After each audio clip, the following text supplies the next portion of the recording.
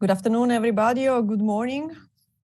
My name is Irene Monasterolo, and I'm very happy to welcome you today to the side event of organized of the Finance Day at COP27. Today, joining me, I have a stellar panel of speakers from both academia, international financial institutions, and the private sector. Briefly, just for housekeeping and logistics, so I will introduce the session, providing an overview of the topic. Today, we are talking in particular about how to scale up climate adaptation finance in times of high public debt, high inflation, and yet growing in socioeconomic impacts of natural disasters. And today with me, I have Nicola Ranger from Oxford University. Then I have Charlotte Gaz from the International Monetary Fund. I have Kevin Gallagher from Boston University and Marie Brière from Amundi. So let's get started then. So the structure will be each panelist will have 8 minutes to pitch his or her point, and then we will have a short turnaround among the panelists, and then we will open the floor for questions and answers. So if you have a question, please write it in the Q&A chat, and we will revert to you as soon as the first round of presentations is done. So, my name is Irene Monasterolo. I'm full professor of climate finance at EDEC, and I've been working long on climate finance, in particular on financial risk assessment and implications for investment policy, both in high-income and emerging low-income countries, and both in the academia and for international financial organizations and central banks. So today, the topic of today is kind of highly relevant, not only for this COP, which is all about finance. So as I mentioned before, we are having this session in the Finance Day, and this year climate finance is expected to play a major role at this COP conference. Why? Because actually we see increasing challenges from climate change and increasing evidence. The last IPCC report, so the 6th assessment report of the Intergovernmental Panel on Climate Change, which was published this year, showed us that unmitigated climate change could bring more and more challenges for socioeconomic development, but also for finance, as the chapter 15 of the same report in Working Group 3 showed.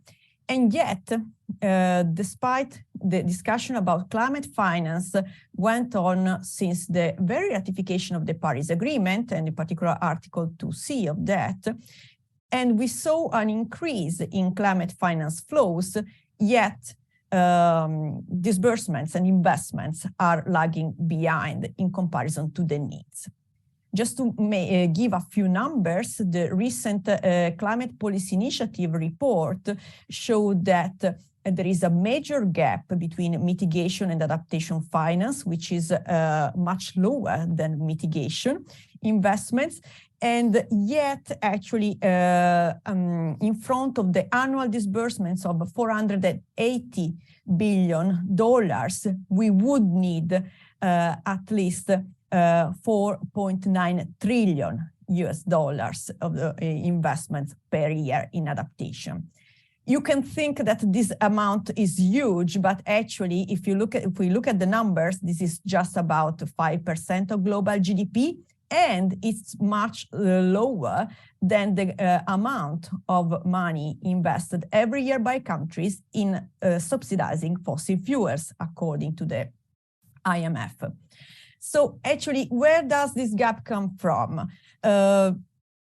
we know that investors are increasingly interested in going green and investing in the climate, and yet there are some major limitations and challenges that prevent us to understand under which conditions finance could enable or hinder the low carbon transition, and in particular, for what concerns our discussion today, climate adaptation. In order to understand these challenges, recently, together with colleagues from the University of Zurich, Paris School of Economics, and the World Bank, we developed what we called a theory of change for how green finance, in terms of fiscal, monetary, macroprudential, and public investments, policies, and instruments could contribute to foster the economic decarbonization. And if you look here, we have an overview, a schematic overview of the theory of change. We move from the challenges, which are indeed country-specific, in particular with major differences between high-income and low-income and emerging countries, but yet could be summarized in the presence of still carbon-intensive economies, low attractiveness of low carbon investments, in particular higher cost of capital because of higher perceived risk, low liquidity and flows to low carbon investments, and in particular in MDs, limited development of capital markets. Yet, in face of these challenges, there are important opportunities that emerge from the deployment of green financial sector interventions, which could be interventions related to adjustment in capital requirements for banks, or adjustment in risk weights and systemic risk buffer for weights, so prudential requirements, or greening of monetary policies via green collateral framework and green quantitative easing, as well as public funding and co-funding. However, there are some, what we identified and was missing so far are the enabling conditions for making green financial sector interventions work. On the one hand, we need science-based and standardized climate financial risk disclosure to guide investments, as well as climate financial risk assessment and climate stress test. Why this making enabling conditions work and would deliver outcomes? Well, the outcomes are really important and could reach and could include an adjustment in the cost of capital, higher for high carbon goods and investments, and lower for low carbon alternatives, adjustment in liquidity, de-risking, and larger capital flows to low carbon investments. Impacts that would be expected are on, of course, on decarbonization, so GHG emission reductions, but also on economic competitiveness, financial stability, and social cohesion, showing then what is usually mentioned as co-benefits of climate policies. While this applies for mitigation, and there has been a growing discussion about mitigation, discussion is lagging behind on adaptation, and this is why the focus of today's session. And in particular, investing in adaptation is increasingly challenging due to increasing public debt, in particular during the COVID and post-COVID recovery, high inflation, and increasing pace of climate-related disasters. So with no more to say, I would give the word and floor to Nicola Ranger to start our discussion. Nicola, the floor is yours. Thank you so much, Irena. It's an absolute pleasure to be here today. Thank you so much, Irena, Chatham House colleagues, and to the Cascade Programme for the invitation to join today. So following on from that brilliant introduction, I really wanted to talk about 3 points around how we mobilize finance for adaptation, how we deal with this current complex environment, and how that might change how we think about how we mobilize finance for adaptation. And I also want to talk about data, which is really, really important as part of creating this enabling environment. So firstly, on how do we mobilize finance for adaptation? I'm going to take a slightly different view on this. So Irena has already laid out, what the current flows are and what the needs are, and as we heard, current flows are estimated to be anything up to about 10 times too small compared to what's needed. So there is a massive financing gap, and that's getting bigger, not smaller, for various reasons. Now, we'll hear a huge amount about the importance of mobilizing climate finance. That's absolutely essential. We'll hear a lot about the need for more blended finance instruments, overcoming some of the market failures in this space to really mobilize finance. But I actually want to focus on something slightly different. And if you think about finance for adaptation as an onion, and the way that I think about it is you have the sort of public finance in the center. So public finance, so money that governments themselves are spending. There's then another layer, which is this international climate finance. So this is the 100 billion commitment, the Glasgow Pact commitment to double adaptation finance. And then around that, the next layer of the onion starts to look, okay, how do we mobilize private finance? So that's where you get the role of the DFIs, you get the role of the multilateral development banks and others, looking at how you can put in place these instruments around that. But what I would argue is that we need to actually look at the bigger layer of the onion as well. And that bigger layer of the onion is the financial system itself. And why is that important? So the financial system, you can quantify it in different ways. But if you look at 2025, assets under management is expected to be 145 trillion. Now, at the moment, we have a commitment under the Paris Agreement, under Article 2.1c, that we should be aligning finance with resilience goals. That is not happening at the moment.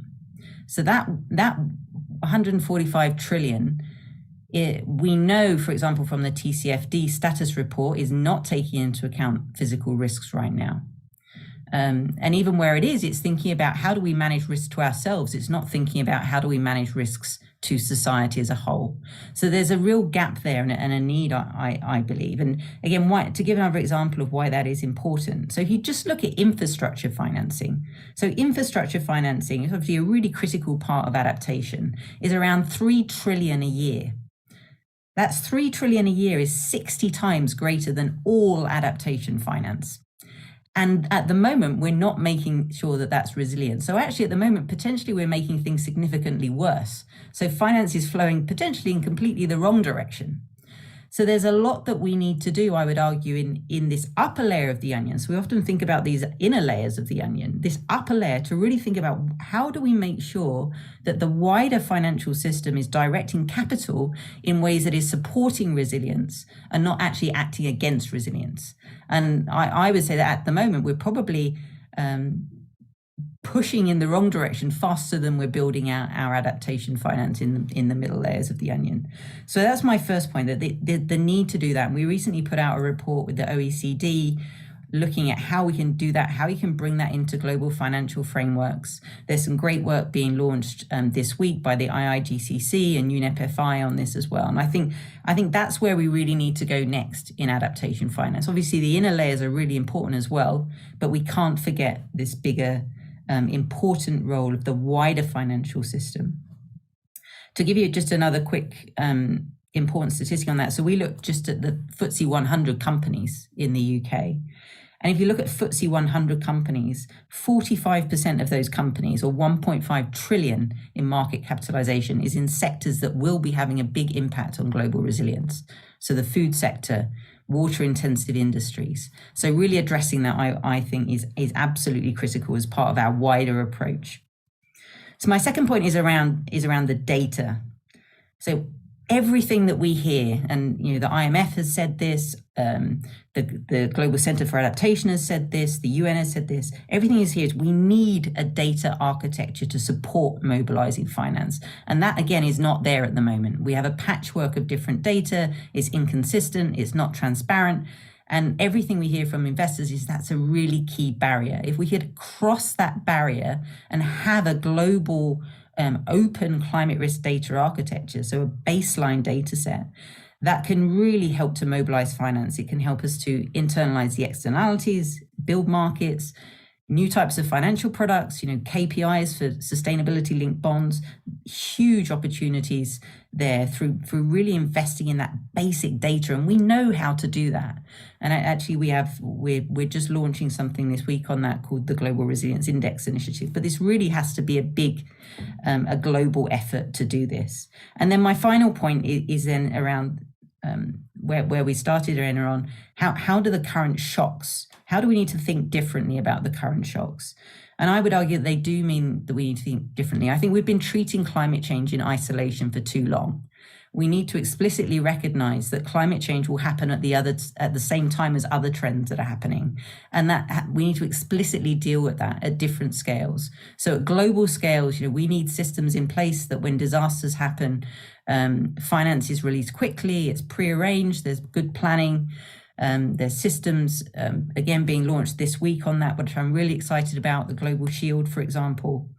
But also at specific project level, we need to be thinking about how do we build in more contingent financing instruments, for example, to make sure that everything that we're doing, so making sure that adaptation is resilient to climate change in some ways. And I'll pause there. Thank you very much. Thank you, Nicola. And indeed, this is a major issue, and we had the pleasure to work together to try to bring the concept of climate risks not happening in isolation, but as the COVID pandemic crisis showed us, and the growing debt crisis in the global south showed us, these shocks could sum up, and the sum of the impacts might not be linear, meaning that when this climate plus pandemics plus financial risk compound, we could have larger than expected shocks. So let me then pass the word to Charlotte Gartz. Yes, thank you, everyone, and very honored as well to be able to speak on this fantastic panel and on this topic. So indeed, maybe just to give a bit of background as to why the IMF also is looking at the topic of adaptation finance. First, you all know that there is this great financing gap when it comes to both mitigation and adaptation to climate change. And that related financing gap is even greater for adaptation purposes. It's particularly the case for water, for sanitation, for irrigation, for flood protection, where we've seen that investment is almost non-existent. And the financing needs for mitigation, but especially for adaptation purposes, are also large related to GDP, and this across all regions, and especially, of course, in emerging markets, in developing economies, and all the more in low-income countries. It's therefore, and I cannot emphasize that enough, right? In relation to what Nicola was talking about, financing needs for adaptation. It's critical that the international community meet or even exceed the goal of providing $100 billion in climate finance to developing economies each year, and to make sure that a sizable amount of the climate finance actually goes to adaptation. So that's why in its climate strategy that was published in 2021, the IMF presented a roadmap for acting on the recommendations of, for instance, the FSAP reviews that we do. And the strategy highlighted areas for further development of the IMF surveillance, and that includes deepening coverage of adaptation and resilience building. Once we've said that, I think one important point is also to ask ourselves, what are the issues? Why so little adaptation finance? First, and we've developed that in a dedicated staff climate note that we published last summer, and also in a recent chapter in the Global Financial Stability Report, we see that there are very high upfront costs and risks that are related to adaptation investments, and that play these costs, play a major role in deterring such investments in emerging markets and developing economies especially. They're related to large upfront capital expenditure, to the long time horizon of infrastructure projects, and the development of profitable business models, among plenty of other risks that are very typical when it comes to investing in emerging markets and developing countries especially. adaptation finance, it's often built into capital and operating expenditures. So that makes it difficult to track. However, we've seen that emerging sources of private adaptation financing that includes, green, social impact, resilience bonds, also dedicated investment vehicles, balance sheet finance, insurance, they all play a role. It's just not always clear how these projects actually generate returns. So as part of the transition, adaptation finance faces these larger hurdles compared with investment in mitigation. And a major constraint, I would say, is the uncertainty about the economic consequences of climate impacts and the efficiency of adaptation technologies as well. That can greatly hinder project level investment. So adaptation finance and adaptation projects, I should say, in particular, are often unattractive to the private sector as a result of the underpriced risks. I would say also general lack of access to finance in emerging markets and developing economies and a lack of economies of scale. And we see that, these weather and climate extremes are generating cross-border economic and societal impacts through markets, through natural resource flows, through supply chains, and that depend on key commodities and infrastructure. So changes for instance, in the precipitation patterns, the water availability, that could affect hydropower. And for countries that share river basins, for instance, that could reduce productivity in the food and the energy sectors. So almost all adaptation finance is currently provided by the public sector, even though there are opportunities for private sector capital, especially when it comes to early warning systems, to global mangrove protection, or also to climate resilience infrastructure. So once we've said that, and I think that was important to, let's say, underline, because then that explains also, I would say, the role of the IMF here. So what is the IMF thinking about and effectively doing? So I would point out to 5 things real quick. The first one is the role of the IMF in risk analysis and surveillance. So climate risk analysis is progressively and quite rapidly actually feeding now into multilateral and bilateral surveillance at the IMF. One reason is that underinvestment in climate change mitigation, but also adaptation, especially in emerging markets, developing economies, we think may lead to these global financial stability risks through greater exposure to systemic climate-related financial risks. And I think that's one important point to point out. Of course, there are several challenges in designing and in implementing this climate risk analysis, and I won't go into all of them, but one of them actually related to adaptation is the fact that, as Irene knows well, for instance, modeling macroeconomic outcomes of physical and transition risk is complex. And one of the challenges it's got is that translating the impact of transition policies, including transition including adaptation, so translating that impact into macroeconomic and sectoral outcomes, this requires combining macro and sectoral models and modeling changes also in the structure of the economy due to the transition. But the framework does not fully take into account adaptation to changing climate conditions, which is relevant in the long run as ongoing adaptation will reduce exposure and vulnerability to climate change. So I think this is something really important to point out, is that all the climate risk analysis that is done, it's informing also policy considerations in surveillance, but also in capacity development by evaluating that magnitude of risk and the potential pressure points for the financial system. But it can also raise awareness of the adaptation needs and opportunities. And this is something we are very much underlining to the membership of the IMF. The second point is on the role of blended finance. So we published that chapter in the Global Financial Stability Report, and one of the instruments that we've looked at, it's sort of a new instrument, is known as Pay for Success finance for climate purposes. Sometimes it's dubbed as environmental impact bonds. So while these instruments were developed initially for social projects, we see an important potential use for adaptation finance. So that means that private sector participation could be particularly effective, and particularly effective, especially for adopting less proven but innovative so-called green technologies.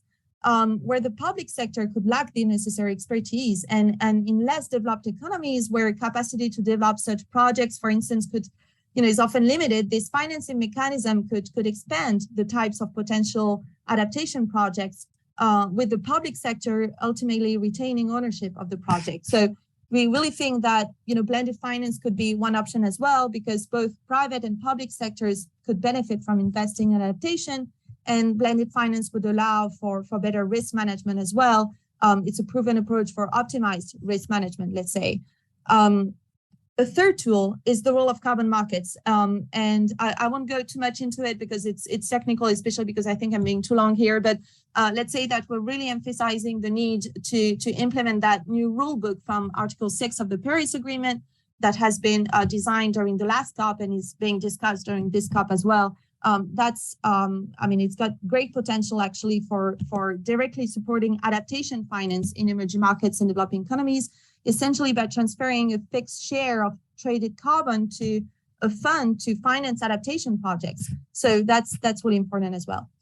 The fourth point is on the role of taxonomies and data. Nicola has emphasized that really well. We are doing, a whole lot of projects related to actually doing capacity building in countries, but also issuing soon a implementation guidance for high-level principles related to taxonomies, and not only.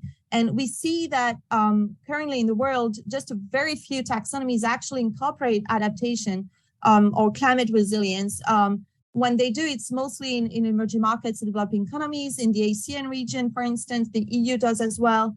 We've seen the India taxonomy project also tackling this issue, but it all relates to the topic of data. And it's true that it's important to develop the data infrastructure as well. For instance, to measure the spatial and sectoral inequalities. That's really important for the effectiveness of adaptation as well. And another point on data is the fact that anticipation of weather and climate-related events is actually decisive in so many sectors of the economy, in transportation, in agriculture, obviously in construction as well, in insurance and disaster risk management. And the thing is that we see that this critical data is lacking. And so these data infrastructure challenges, they're really important in EMDs, in Africa and Latin American economies, in Pacific and Caribbean island states. And so investing in this data infrastructure to collect climate hydrological data, to emphasize the role of meteorological stations, can be costly. And so it's important also that, they be financed for that, especially in those economies. And we are doing also work in this area alongside so many partners. The last and final point I wanted to raise is the role of the resilience and sustainability facility. So that complements the IMF lending toolkit by helping low-income and vulnerable middle-income countries to address long-term challenges. And that includes, and primarily for now, is focused actually on climate change. And I could, talk hours about the RST, but let's say that it complements that lending toolkit because it supports policy reforms that reduce these macroeconomic risks that, rise from these longer-term structural challenges, and climate change is the first one. That increases the policy space also and the financial buffers to mitigate prospective balance of payment risks. And climate change, as I said, is the primary area of focus. And so the RSF is supposed to support measures aimed at adaptation and not only mitigation and transition here. So we are very much also, let's say, looking at each pilot country that we have now and countries that have expressed interest, because each country has a different situation when it comes to adaptation. And so for that, we need everything that I've said before, let's say, so scaling up the private climate finance, the data architecture, the climate information architecture more broadly, and also the new instruments for that, but also to evaluate the risks. And I think that's where the IMF can play a big role as well. I hope that was clear, and I'm sorry, I think I took way too much time. No, that's absolutely clear, and indeed, I can take 3 points that would like to elaborate then further in the discussion. The first one is the importance of getting, tailoring the macro-financial models to the challenge of climate change. And this is something which also we did with Nicola Ranger at the World Bank in the last 3 years, and we can discuss much more. And also Kevin can discuss in relation to the IMF work. The second point, and in this regard, we just published an analysis about the double materiality of climate risk for the euro area, together with the European Central Bank, showing that shocks from unmitigated climate change and disorderly transition for the economy and finance could be at least 2 or 3 times larger than what measured with the current models used at central banks. The second point that I would take from here is the sovereign impact bonds.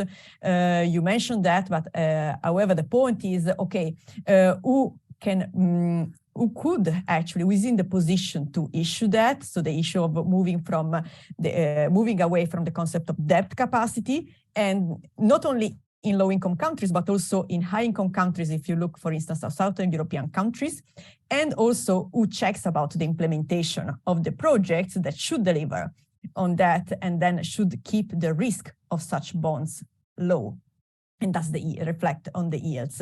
And the third point, and with this I would connect to Kevin Gallagher, is about RST, on which Kevin has worked a lot, and I had the pleasure to collaborate with him at the Task Force on Climate Development and the IMF. Kevin, the floor is yours. Thank you. Yeah, I'm working with a bunch of countries right now on helping them design their RST programs, but I won't talk about that so much. First, thanks for the invitation, and it's great to be here with my fellow colleagues. I first have to really echo what Nicola Ranger said, although in some level, if we try to really deal with the whole financial system in this webinar, we're way above our pay grade, and let's hope places like the G20 can do that. But to put an overall context, she mentioned maybe 100 trillion is the size of the financial system. The FSB estimates that it's about 450 trillion. And what's fascinating is that in 1980, it was 12 trillion. So the global financial system has gone from $12 trillion to somewhere between 100 and 500 trillion dollars. But gross fixed capital formation during the same period has gone down, even with the exclusion of China, especially more down in emerging market and developing country. And as we know, the reason why we're here is that gross fixed capital formation as a percentage of GDP is going in the wrong direction as it's shrinking, right? It's going towards stranded assets and brown development and not into adaptation. And so our larger job is to get the banking system to get back to being that intermediary, to be financing productive, climate resilient, and low carbon and socially inclusive development. That's a little bit above our pay grade. Let's go back at least down 20,000 feet to talk about climate adaptation. And I really endorse a lot of the innovations that my colleagues have been talking about. But sometimes it sounds a little bit like it's 2019 and we're still in a world of very cheap capital and positive looking growth paths across the world. But now we're in an environment where the cost of capital is increasingly out of reach over the next 3 or 4 years at a most crucial time. Fiscal space is at an all-time low with exchange rates depreciating, and with this overarching context, the sort of private sector and public sectors are going in opposite directions. Let me make 3 points. First, that the climate vulnerable countries are currently in a vicious cycle of debt and climate change, and they lack the fiscal space, nor do they have the debt sustainability to capitalize on some of these financial innovations at this critical moment in time. Number 2, it's just urgently necessary for climate vulnerable countries to have a stepwise increase in counter-cyclical financing to adapt to climate change in a manner that helps chart climate resilient growth paths.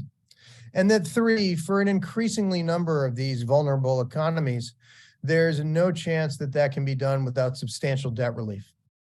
Let me take each one of those 3 in quick points. So first, There's a vicious cycle of debt and climate that is plaguing the most climate vulnerable countries in the world economy right now. Climate damages are increasing. Nigeria, Pakistan are headlines, but these things are happening at the incremental level in terms of agricultural productivity for key export crops over time. Sometimes these big physical risks or climate shocks can be several times the size of an entire country's GDP. And when that happens, the exchange rate depreciates, and the country has to choose between trying to have a recovery, but to finance international debts that are already being paid, making it more difficult to finance a recovery, let alone to pay a little bit of a premium to make sure that recovery is more resilient for the next shock that's going to happen. Countries inevitably, therefore, especially since many climate vulnerable countries are not low income, they have to go back to capital markets for even more debt just to clean up a mess rather than investing in long-term sustainability. But they have to pay a new premium to reflect the risk from the recent climate shock. Indeed, even during the recent period of calm external financing conditions that we just had up until around 2019, climate vulnerable countries, according to the IMF and some independent studies, had to pay close to 10% more in interest costs due to climate change shocks than countries that didn't. Right now, the IMF thinks that about 59 climate vulnerable countries have high climate risks and high fiscal stress. Which is just completely concerning. During the quantitative easing period, public finance was somewhere between 2% and 6% for countries, 7% and 10% for private finance, although at a blended finance level, at the project level, many private financiers were asking for 20% return. Now all those have gone up by orders of magnitude because of climate shocks, because of interest rates and so forth. So number one, the environment for this financial innovation is very tight. Countries don't have the fiscal space or the debt sustainability to be able to play in that space. As a matter of fact, they're in sort of a spiral, an insidious cycle. So number two, the most vulnerable countries urgently and desperately need countercyclical financing mechanisms, such as a scaled catastrophe containment and relief trust at the IMF. It's an incredible instrument that during a climate shock, a country can get grant financing to be able to pay back some debts, and therefore it doesn't have to spend its precious fiscal space on servicing debt and can deal with a crisis. It's a very small fund. Most of the climate vulnerable countries are excluded from it, but it's an instrument that can be scaled. Also, loans from the IMF, the World Bank, and the private sector should all have disaster clauses with pari passu treatment so that during a disaster, countries can focus on rebuilding in a resilient manner rather than just scraping through to put another corrugated roof on top of a house because that's all they could squeeze out because they had to pay PIMCO or the Inter-American Development Bank. I also endorsed the Bridgeton Initiative, which is calling for further special drawing rights that are recycled into mitigation trusts and also to fuel the resilience and sustainability trust. I can talk more about the RST, and Charlotte can as well during the Q&A. It's a great instrument. It only has, it's really a pilot project with a small amount of capital that could be scaled. And the last thing on my second point is that there's a real need for significant capital increases at the multilateral development banks and for the MDBs to maximize their lending headroom as they've been told they need to do from the G20. Right now in this high interest rate environment without more development finance in that 2 to 4% perspective, none of these innovations can really be experimented with. So for the third one, even with new liquidity and with more concessional finance, some countries are just not going to be able to mobilize the finance that we need over the next decade. And an increasing number of them are going to need comprehensive debt restructuring. And the restructuring should be open to all climate vulnerable countries, regardless of their income. It needs to compel all classes to participate, and it has to explicitly link climate change, adaptation, and mitigation strategies to the restructuring outcomes. New underlying analytics will be necessary to perform this relief in a form of a reformed debt sustainability analysis tool that the IMF and the World Bank work on.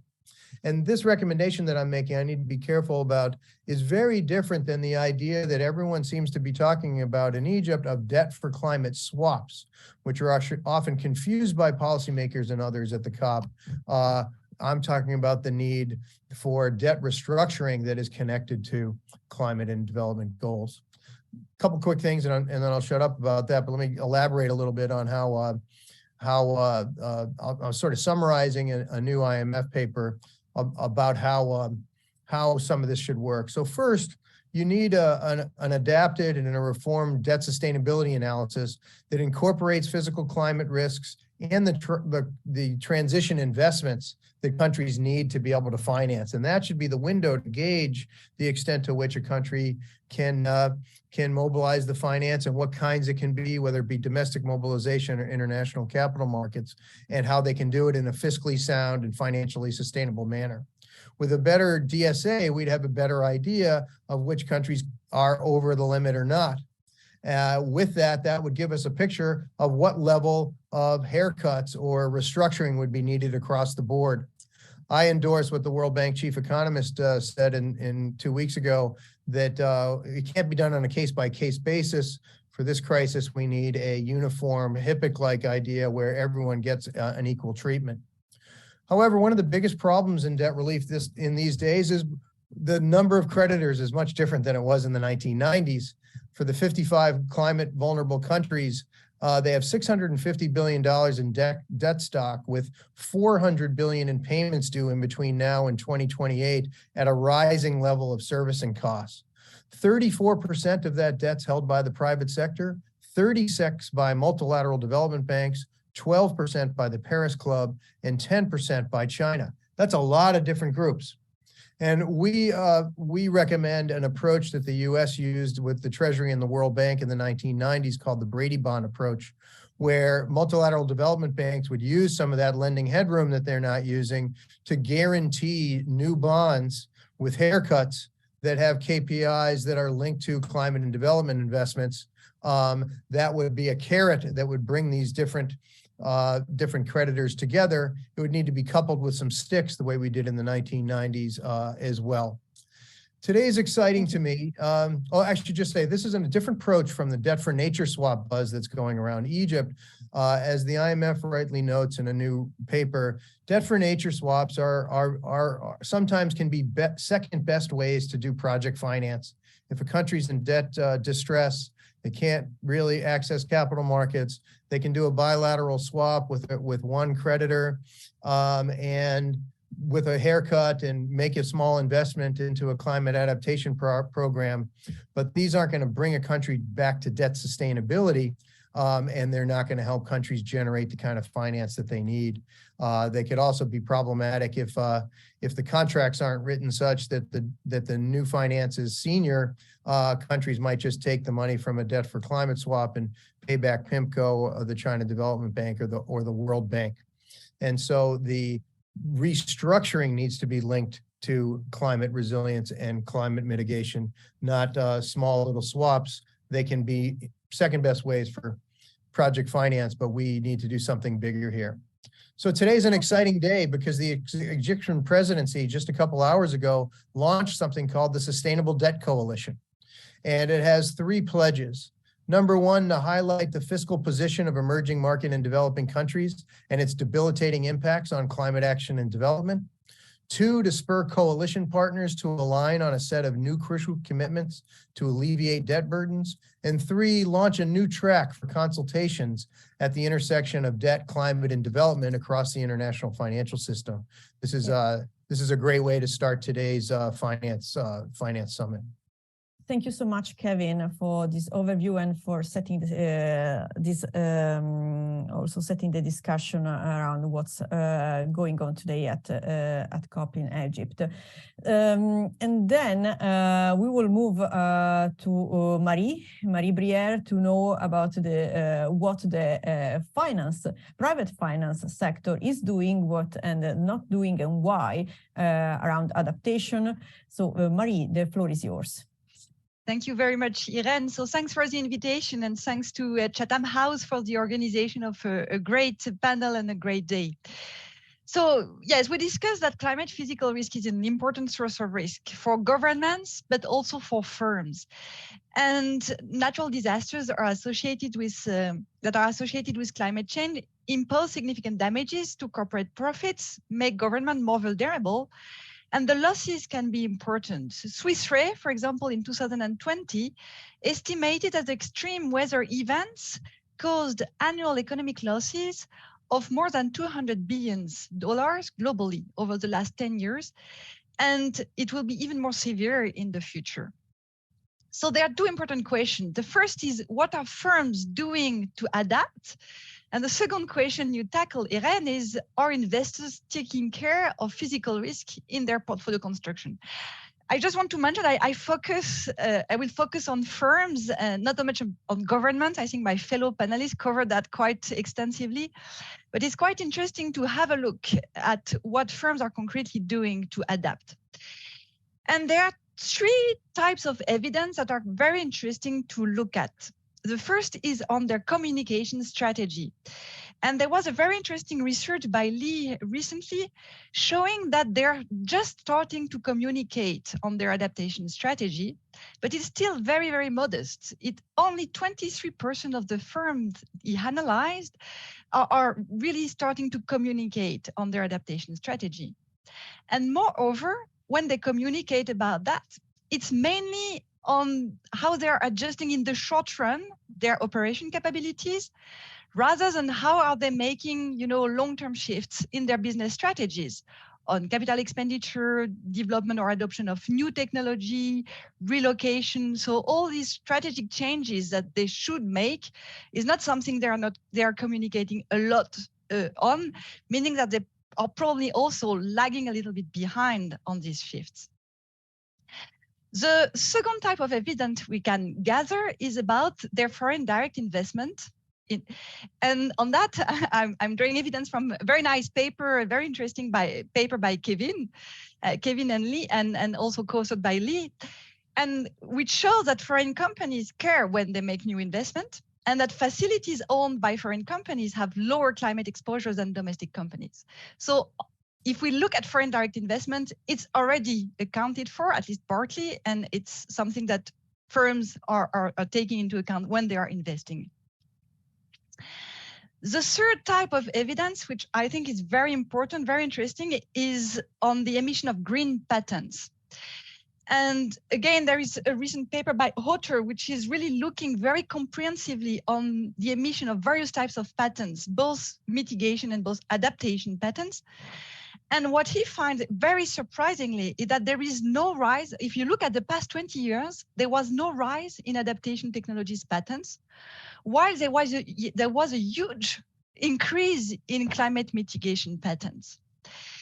And that's something you stressed also during the discussion. Adaptation patents have been highly reliant on government support, more than 40% of them.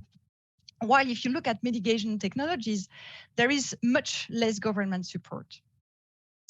So that leads me to the second question that you raised, Irene, about investors. So do investors care, and what are they doing to account for climate physical risk and the adaptation strategies that firms are putting in place?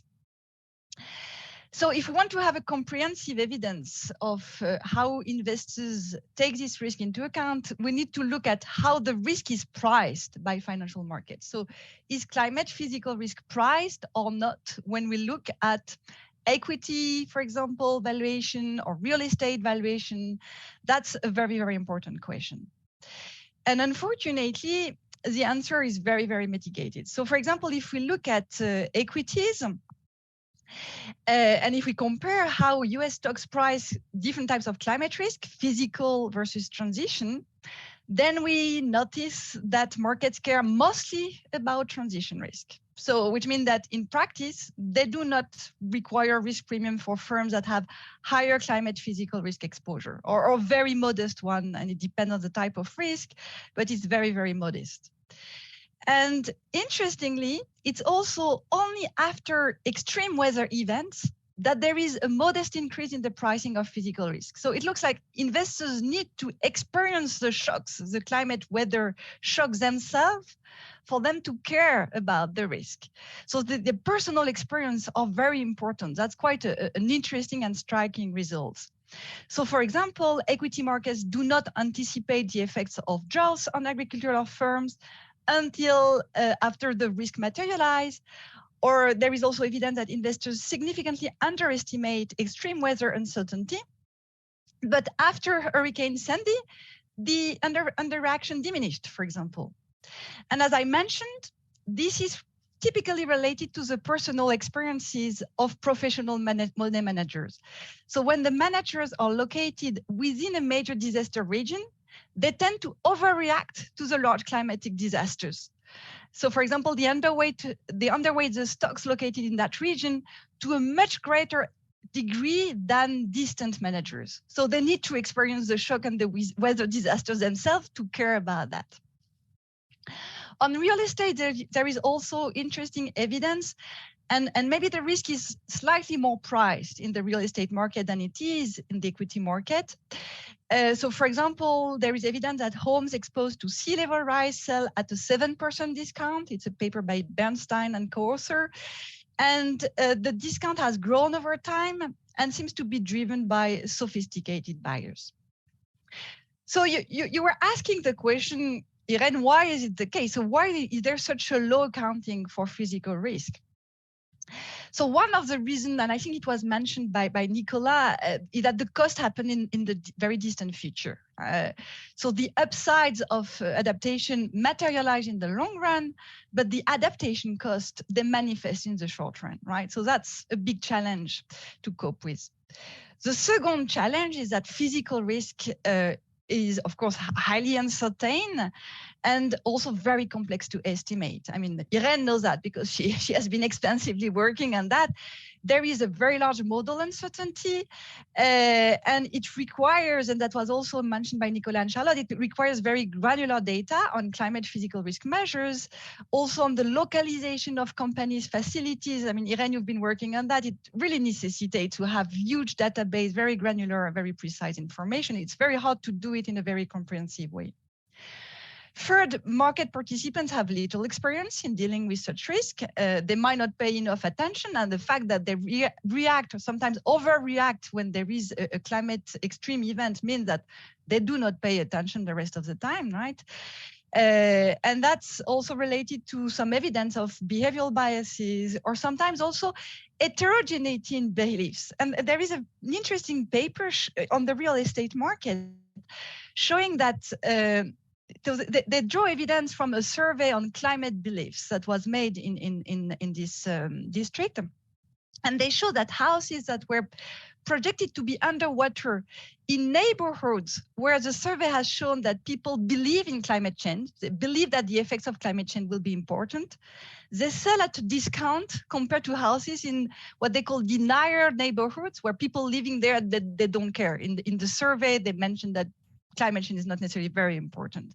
So the role of beliefs is very important. So changing these beliefs by information, by giving more data, more information is particularly important because these beliefs can be subject to rapid changes, in particular when investors experience climate change consequences themselves, as we have mentioned before.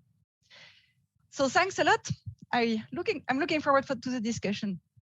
Yeah, thank you so much, Marie. And from your talk, I take two major points that connect also to what Nicola introduced before. So the fact that we need better data and models and metrics to allow investors to price or to have investors pricing such risk, in particular physical risk. And what we saw recently in our paper co-author with Stefano Battistone and co-authors from VU and the DEC is that actually using only less granular, so we not using asset level, plant level information, which is currently scattered, not standardized, and so on, leads to underestimate the shock on for financial shock on the equity of firms, so over 60%, and to underestimate, however, the shock on the expected shortfall, so on the risk for the investor even of 100% if we don't if we consider both chronic, so long-term temperature increase, and acute risk, so disasters. So this is what we found in a recent paper and applied to Mexico. But the other point then is, of course, about investors' expectations and belief. So what we called also in recent publications climate sentiments. And this is crucial because we are at COP, and what we experienced in the last 9 months is really a reversal of what we would expect in terms of policy credibility. We could not expect finance to mobilize if there is no clear policy signal, so no clear pathway of industrial policy for greening and for investing in adaptation. But we know also from recent research, I mentioned before the paper about the double materiality of climate risk and the papers on climate sentiments, that if investors trust policy, trust an orderly transition, they can massively and anticipate them, they could massively foster the low carbon transition and decarbonization, and thus leading to lower cost of adjustment and lower challenges for carbon stranded assets. We publish a paper on this in Science, but this is being increasingly recognized and discussed by in the financial community and also among financial regulators. So in this case, policy credibility is crucial to scale up investors' climate sentiments. So we thank you for this first round of debate. If you have any pressing question to your colleague, otherwise we move to the Q&A. If I may, I wanted to raise the sort of question of integrating physical risks into debt sustainability analysis, Article 4 consultations, etc. So I think one thing that we observe, and one thing that worries me when we're talking about how do we support vulnerable countries, is when we begin to introduce these risks more explicitly into those analyses, suddenly that added sovereign risk becomes very clear. And there's been, a number of papers that have been published on this showing, particularly those most vulnerable countries at potential risk of sovereign credit rating write-downs as a result of this. And like I say, it would be, I think, useful to maybe have a short discussion on how can we mitigate the risk inherent in that itself.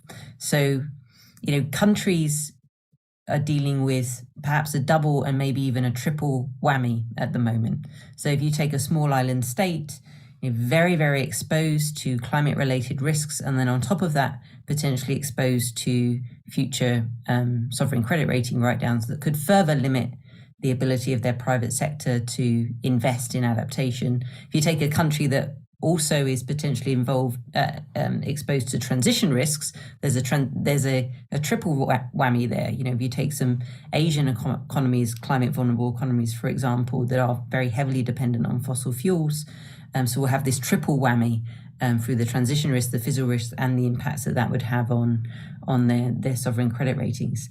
So I'd be really interested to hear, particularly from Kevin and Charlotte and all around, how can we, absolutely critical that we do bring those risks explicitly into those analyses and we really tackle this issue head on.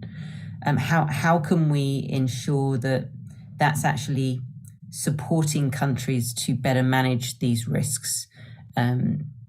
Grateful for your views.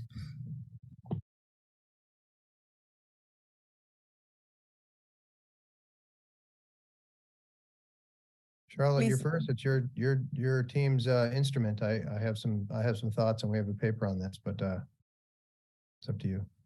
No, sure. Thank you. I totally agree with the let's say the reflection that has been put forward on that. On the sovereign risk topic, at least at the IMF, it's obviously something we're very much looking into as part of the operationalization of the RST, even though each country is obviously different when it comes to the effect on of the physical. When it comes to the consequences of the physical effects of climate change, on sovereign debt sustainability, stemming from more like macro financial reasons, but also from the actual geographical location, resilience, vulnerability of these countries, right? So something at least, because I'm in the monetary and capital markets department, something we're looking very much into is, what I tackled before, but related not just to the analysis, but also to the data collection. And that's where we are having lots of discussions with the private sector to be able to also, jointly with the public sector, obviously, but to take climate and weather observation as a critical public good. And it seems probably, the first very necessary and kind of easy, and not easy, but because it's not easy, but fundamental step, I would say. But it's something that is very much overlooked. And when working directly with some countries, we see how much that data gap is actually very much of a hurdle to be able to do any of the work we want to do when it comes to sovereign debt analysis and sustainability analysis. So I'd say that's one of the most important things, at least within our department, we focus on. Of course, on the DSA and all the discussions right now taking place within the IMF board and also the staff. This is still something we are exploring, let's say, if I may say this way, in this event. But I agree with you, Nicola. It's definitely something very sensitive. But go ahead, Kevin. Be happy to hear your thoughts, obviously. Yeah, I always say that as an economist, the only thing that makes me feel pretty good is that the only folks who are worse at predicting the future than we are the weather people. But for a DSA, we have to work with them. So, this is something that's so essential, but it's by design going to be imperfect. And so it needs incredible data needs, but it also needs lots of scenario analysis so that countries can have an idea of, if I get another La Nina, what am I going to need to have on hand? And that creates a different picture of the kind of resource mobilization that's going to be needed at the domestic and international level for a country. And there's another whammy that Irene and I have defined, which we call the transition spillover risks. So for a country like Colombia, we actually on another run of adapting their DSA to not only deal with physical climate risk, because they have La Nina and El Nino episodes. And so what we've introduced into the IMF model is what was the impact? The government has models of what was the impact of that event on the country, how much money they spent to try to mop it up, what the impact was in terms of basis points on the cost of capital for a certain period afterwards. And that becomes a scenario where we say, what if one of those happens every 5 years in a 10-year period, right? And then we do other scenarios there. But we also look at the fact that coal, a key part of the balance of payments and revenue for Colombia is that it's a coal exporter. Right now, it's doing a great job because the Australians and the Chinese aren't getting along, but that's not going to happen forever, especially if we get into a net zero world. And so they could also have what we call a transition spillover risk, right? Where the positive ambition of climate policy in one country has the equivalent of a La Nina in another if it's totally exposed to export markets for those particular things. And so we model that as a scenario. And we also take the World Bank numbers on what it needs to finance resilience, which are considered the low ball numbers, but the OECD ones and the Stern and Bhattacharya ones are so high that we didn't go there. But you also have to bake in what you need for a transition, whether it be a resilient transition or not. There's two schools on this. I'll put a link of the first draft of our paper where we're trying to do this with the IMF models in Colombia and Peru. We'll have a new version of that soon. One is, does the IMF modeling apparatus allow you to give you the flexibility to introduce these shocks, assuming you had the data and had all the right scenarios? And that's, I think the IMF, like Charlotte said, they've got a new director from the board, and they're going to hire all these new folks. They're probably not going to throw out their toolkit. And so to us, It's to what extent can we work within that toolkit? Other folks just feel like for these sets of questions, there's a huge project at the United Nations to create alternatives to the DSA that can focus on this to be able to give countries a better picture. And to me, as an academic, let 1,000 methodologies bloom. What we want to do is get the right answer and not have the right hammer. And it doesn't really matter to me. But the good news is that the board approved something that mandates that the IMF has to start to incorporate this. They've legally seen that physical climate risk is macro critical. This is one of the most positive developments in the international architecture over the past 3 or 4 years, because with all due respect, the IMF has done some good research on fossil fuel subsidies and so forth, but until it was a glaring gap in the international climate finance architecture to not have the only global rules-based institution in thinking about financial stability to not legally be able to realize that physical climate risk and transition risks are macro critical. So when a Barbados has a hurricane, they had to treat it like fiscal profligacy and runaway corruption, where it was just inaction by the North in massive climate shocks in the South that wipe out the capital stock and the reserve assets. And so now the IMF has the mandate to look at that country in that way. And that's just, as Charlotte said, that's only 1.5 years ago. And it's going to take a mainstreaming of the toolkit. There's a lot of great people like Charlotte on the inside who are working on that. They're a little outnumbered, and sometimes the board structure makes it take 1 step forward and 1 step backward.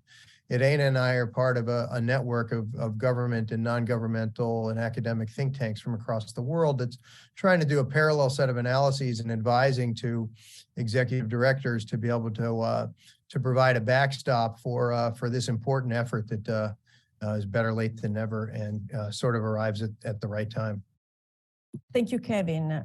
So if I can, can I add just a word to that? So I think that dealing with this issue, central bank reserve management would be very well equipped to cope with these issues. And I'm not aware that they are really doing that yet, but that's something that probably could be added on their agenda.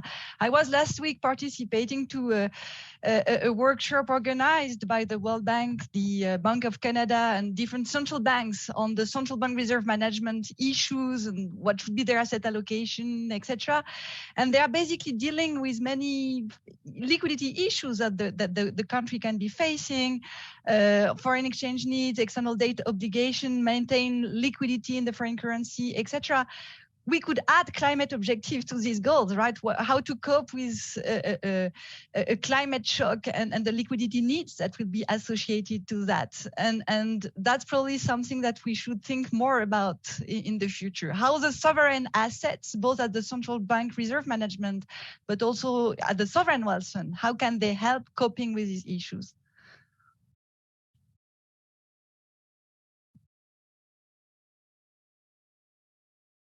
Okay.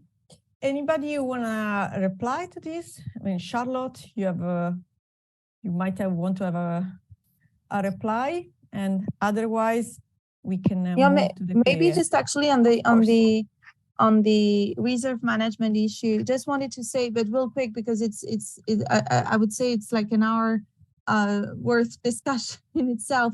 It's really fascinating actually when you start looking into it, but.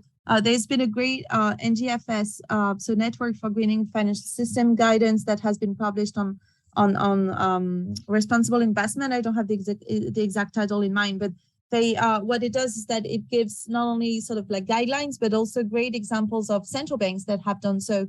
I'm thinking not only of for instance, there is the Swiss National Bank, but I'm sure there are some others, always under the umbrella that, of course, management of the currency reserves is governed by the primacy, I would say, of monetary policy. So and of course, once you've said that, that entails lots of very different challenges, but and some of them related to the value of the currency reserves in the long term. And that's definitely, I think, something where more research actually should probably happen. And I know that as part of the NGFS, it's also part of the discussion within that work stream on sustainable and responsible investment. So I would totally concur with Mary on that. And it's definitely having, had discussions very recently with, for instance, the Hungarian central bank. I know they're looking at that very closely as well. So this is definitely a topic I think that has not been explored so much yet, when actually there's a larger role to be played by central banks. So I just wanted to concur with Mary on that.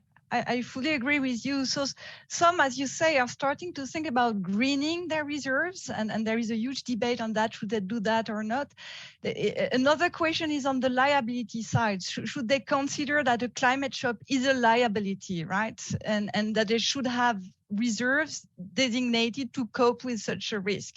That would help solve the issue that Nicola was raising, that in these cases you have an increase in the sovereign credit spread and maybe also devaluation of the currency, all these effects that might happen if you're facing a climate shock, and you might need to have designated assets to cope with that kind of special climate risk, right?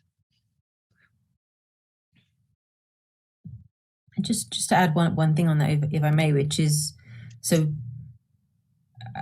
and to be not always going to be the one that's sort of waving the flag for vulnerable countries, but all of these things are putting additional cost on vulnerable countries. So I completely agree that we need to look at how to really understand the risk well, how to build that into risk management across a whole wider range of areas, including central bank reserves, fiscal resilience, etc. One thing that I really see as missing in this analysis is we do not take account of adaptation. And I think that's a really key next step. I think in that modeling, and this is something that we've been working on with CCRI, the Coalition of Climate Resilient Investment, in that modeling to be able to show with investment in adaptation, this is how the risk can be reduced. It sounds like a simple thing, but if you can show that, then actually what you're doing is showing the premium, the positive premium that is created through investing in adaptation, both to the public sector and its own investments, but also to the private sector. And if you can find some way to capture that, because that's basically a positive externality that's being created through investing in adaptation.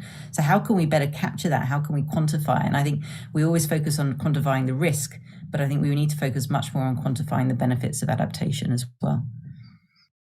And I think this is really a crucial point, because there is a trade-off.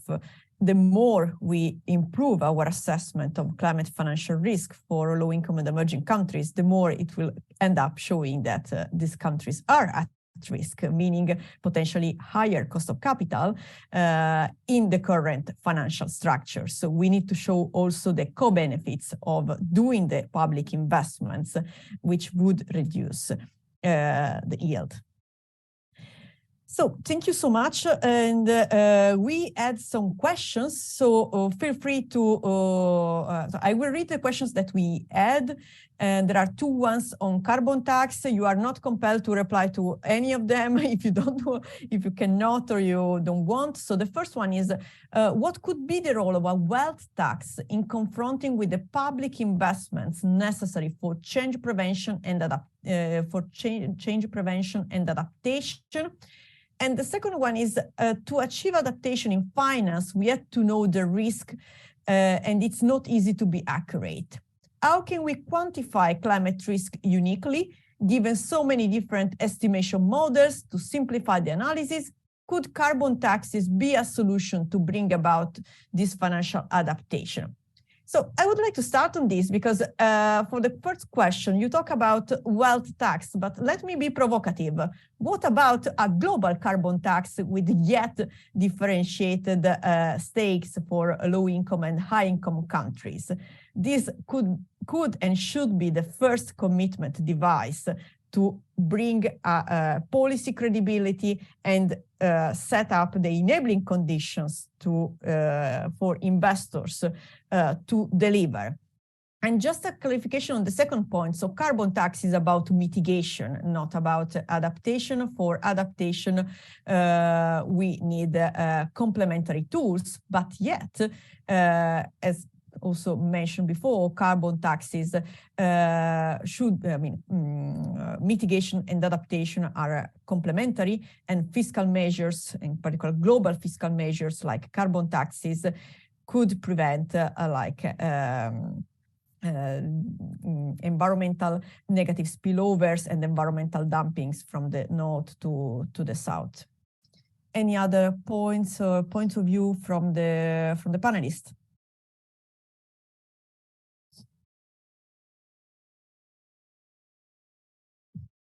No, I don't have a view on the carbon tax adaptation and what we can learn. I guess so 2 points on the question from Simone and briefly on the question from Anthony as well. So on how do we better quantify climate risk? So we've talked a bit about that. I think that there is a challenge at the moment, as Simone highlights, in that there are so many different models, and I think if it is a little bit of if you're coming into this space for the first time, it can be incredibly confusing. I think there's also, a real lack of transparency as well around the models that exist. There's a lack of transparency around what's missing from these models. So one of the points that I would make is that yes, there's so much data now. There is, literally a proliferation of data, particularly on physical risk over the last couple of years. But what you don't see is actually a lot of those things all suffer from the same limitations. They're mainly looking at, what if I hit a big building with a hurricane? And that's it. And we know as experts that actually they're not the big things that are going to drive the macro risk that we see. So there's actually, our understanding of physical risk is incredibly limited at the moment, because we're not taking into account particularly these indirect effects, these more sort of feedback effects, which we know from, decades of studying the economics of disasters, create a really big amplifying factor. So there is a challenge at the moment. I think this is, an area where we need processes that are much more explicit about those limitations in models. Models are, they're all the famous saying, well, all models are wrong, but some are useful. And I completely agree with that. But I think the key thing we need is this transparency about what's missing and a more guidance on how to fill those gaps. And then just briefly on Anthony's point there on views on equity concerns on pricing physical risks. So this is definitely a concern, I think, at the moment. I think, we're already starting to hear that anecdotally. And maybe people here can tell us on the panel some empirical evidence as well, but anecdotally, certainly different investors pulling out investment from areas that are shown to be high physical risk. And we need to be proactively looking at how do we address that. We know it's going to happen, but what can we proactively do now to bring in perhaps more public finance, for example, blended finance, to make sure that we're filling the gaps?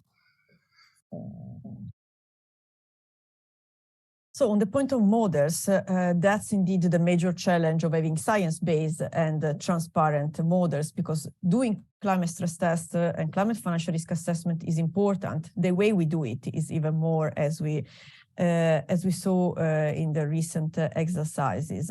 But what you say, and how you conclude, Nicola, links also to the question by Barbara. Climate adaptation finance can only be solved if all stakeholders align and collaborate. Who are the key stakeholders who can lead the efforts? And currently there seems to be a plethora of initiatives and limited impact. What needs to change? And this let me think about the sentence with which you started. We need to change the financial system, and also what Kevin mentioned. Maybe also Marie and others have a point of view on this. I can speak about, taxes and so forth. I think we have to make sure we don't confuse means versus ends. What we need to do is align the financial sector and the real economy with our climate and development goals, and it's by any means necessary. And taxes, whether they be global or whether they be national, have to be a fundamental part of the story.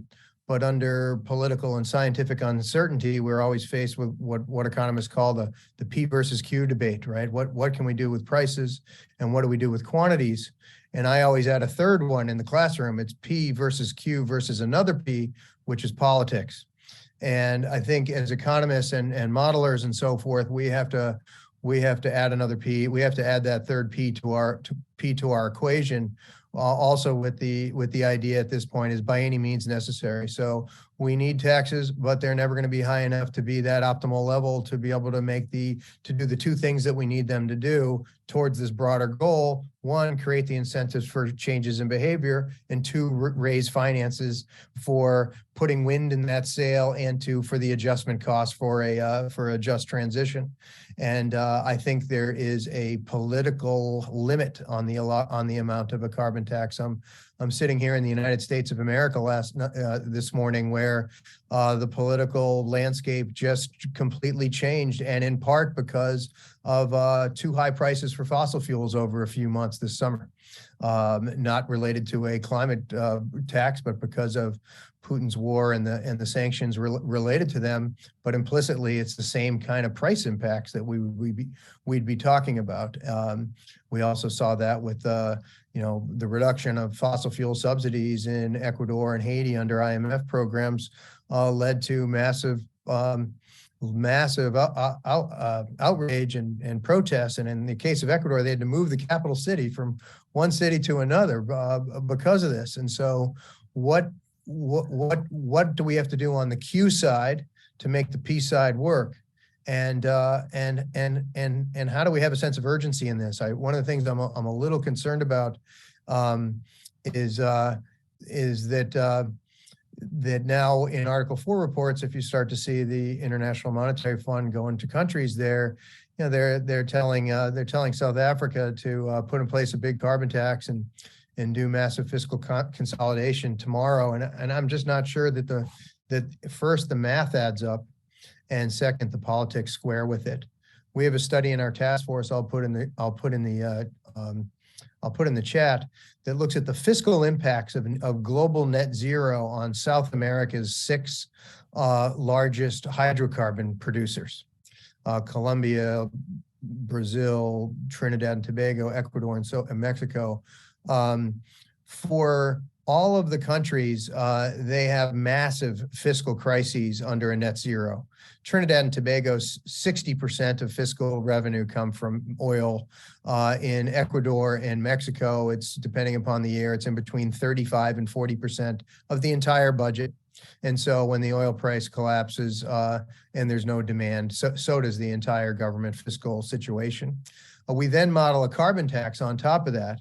And only for Brazil and Colombia does the carbon tax compensate for the massive revenue losses. And that's because Colombia and Brazil have more diversified economies, and they don't rely on one fossil fuel to basically run the entire government and all social spending in a country.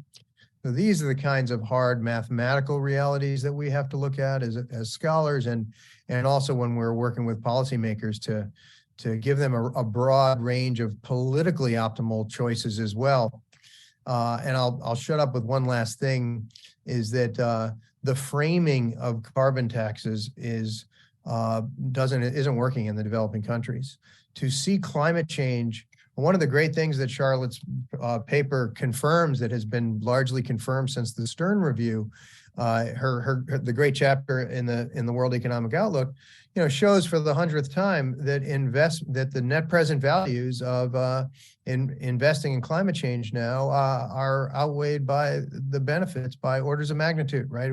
How many studies do we have to see that happen? And it's great that the IMF has done that and wrapped it around as a global thought leader now that has much more legitimacy than the academic consensus that's been on that for a long time.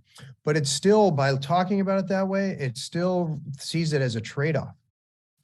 And the same evidence says it's actually not a trade-off. It shows that investing in climate change, investing in a low carbon, climate resilient, and socially inclusive growth path is actually the key to many of our problems, not just climate change.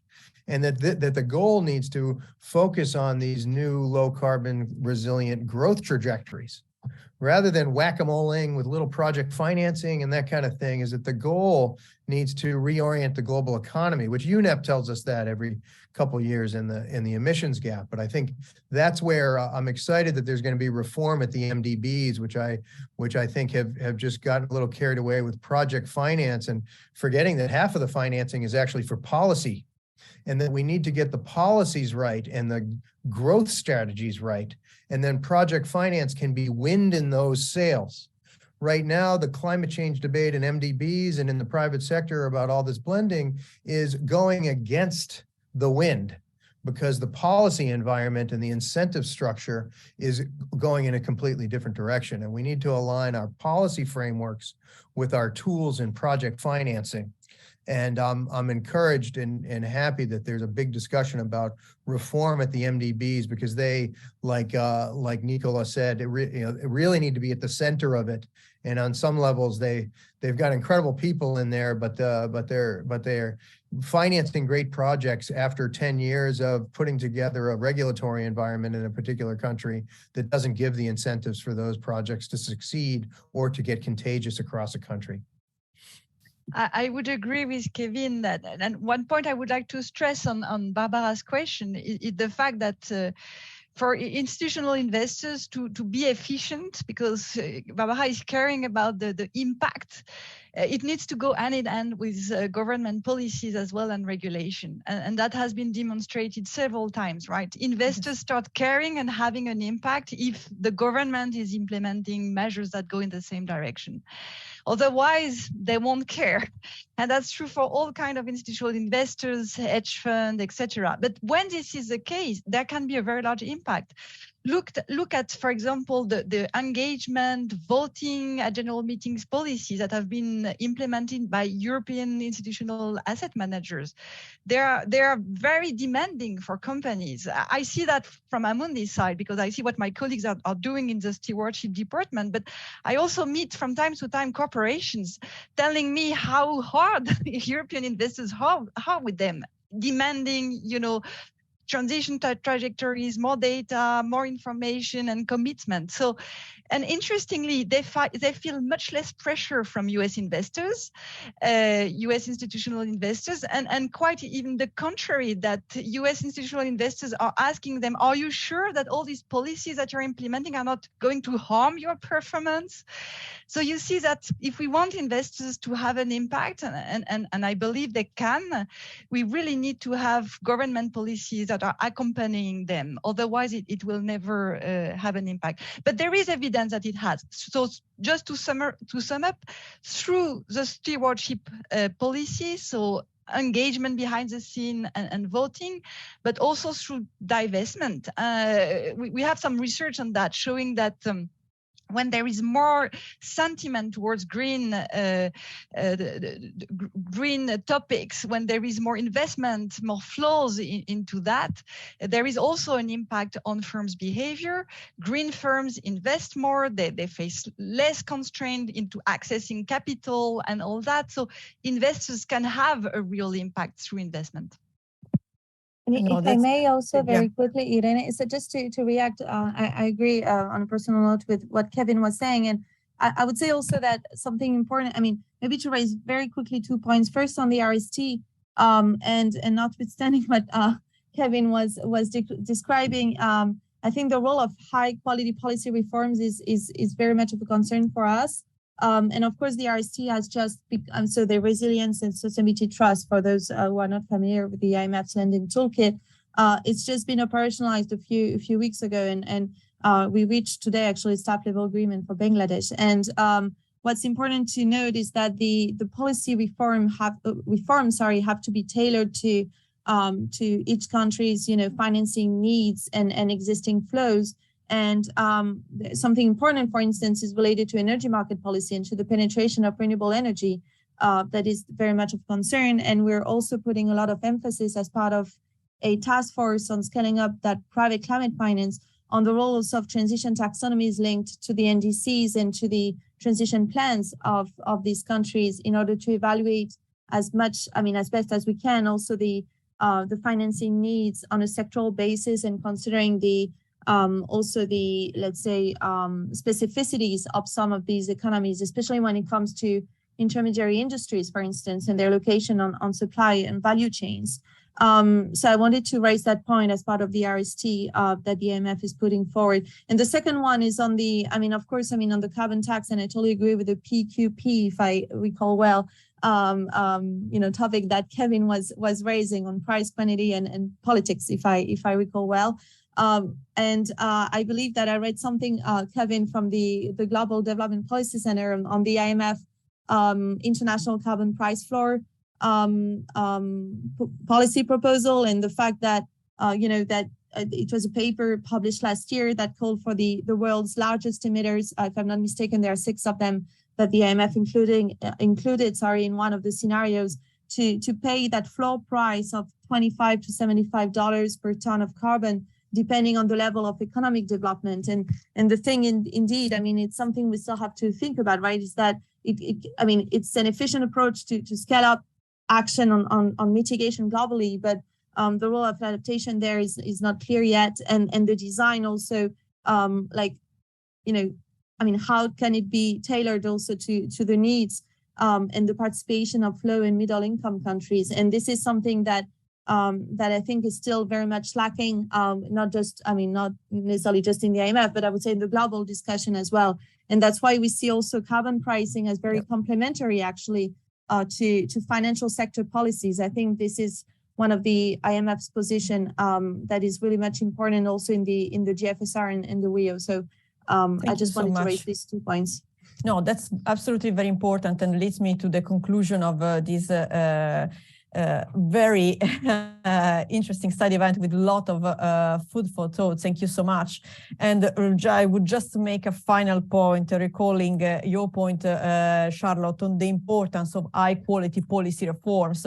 And let me mention that this policy reform should start in the global north because of not only because they are larger share of GDP, but and also a larger share of emissions, and they include also the most advanced emerging economies, but also because they finance the MDBs who then channel, so the multilateral development banks that then channel money in the global south. And thus there is, it's super important that this coherent policy reform start there and start now. They should have started already yesterday.